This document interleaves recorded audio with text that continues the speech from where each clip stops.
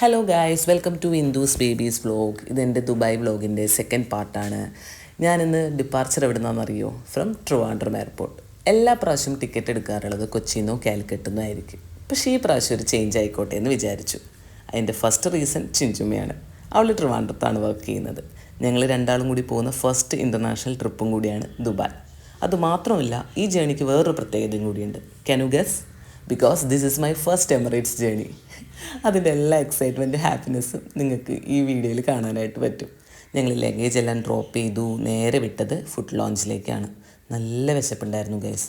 ആ തിരക്കിനിടയിൽ സത്യം പറഞ്ഞാൽ വീഡിയോ പോലും എടുക്കാനായിട്ട് ഞങ്ങൾ മറന്നുപോയി. അത് കഴിഞ്ഞ് ഞങ്ങൾ ഞങ്ങളുടെ ഡ്യൂട്ടിയിലേക്കാണ് എൻ്റർ ചെയ്തത്. വേറൊന്നുമല്ല, ഞങ്ങളുടെ കുറച്ച് റീൽസ് ഷൂട്ടും ഞങ്ങളുടെ കുറച്ച് കോപ്രായവും ഡാൻസും കാര്യങ്ങളും അങ്ങനെയൊക്കെ ഞങ്ങൾ എയർപോർട്ടിനുള്ളിൽ കുറേ ടൈം സ്പെൻഡ് ചെയ്തു കേട്ടോ. അപ്പോഴാണ് ഗേറ്റ് ഓപ്പൺ ആയെന്നുള്ള മെസ്സേജ് ഞങ്ങൾ കണ്ടത്. എന്നാൽ ഫ്രഷപ്പായിട്ട് ഫ്ലൈറ്റിലേക്ക് എൻ്റർ ചെയ്യാമെന്ന് വിചാരിച്ചു. സോ നേരെ ഞങ്ങൾ ഫ്രഷപ്പ് ആവാനായിട്ട് പോയി. അവിടെ ചെന്നപ്പോൾ നല്ലൊരു മിറർ കണ്ടു. മിറർ കണ്ടാൽ അറിയാലോ എനിക്ക് പ്രാന്താണെന്നുള്ളത്. സോ അറ്റ്ലീസ്റ്റ് ഒരു വീഡിയോ ഓർ ഫോട്ടോ എടുക്കാതെങ്കിലും ഞാൻ പോരില്ല.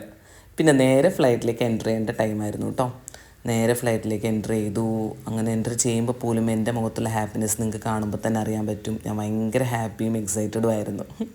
എൻ്റെ ഫസ്റ്റ് ജേണി അല്ലേ എമിറേറ്റ്സിൻ്റെ, അതായിരിക്കും അല്ലേ. പിന്നെ 4:30 ഫ്ലൈറ്റ് ഡിപ്പാർച്ചർ ചെയ്ത് നേരെ ചെന്ന് കയറി കിടന്നുറങ്ങി. പക്ഷേ ലാൻഡിങ് 1 hour ഡിലേ ആയിട്ടായിരുന്നു. ബിക്കോസ് വെതർ കണ്ടീഷൻ ചതിച്ചു മോനെ. നല്ല മഴയായിരുന്നു ദുബായിൽ. ഞങ്ങളെ ദുബായ് വരവേറ്റത് പോലും മഴ തന്നുകൊണ്ടാണ്. അതിൻ്റെ ഹാപ്പിനെസ് ഒക്കെ ഞങ്ങൾക്ക് ഉണ്ടായിരുന്നു. ആഫ്റ്റർ എ ലോങ് ബാക്ക് ഞാൻ ദുബായിൽ മഴ കാണുകയാണ്.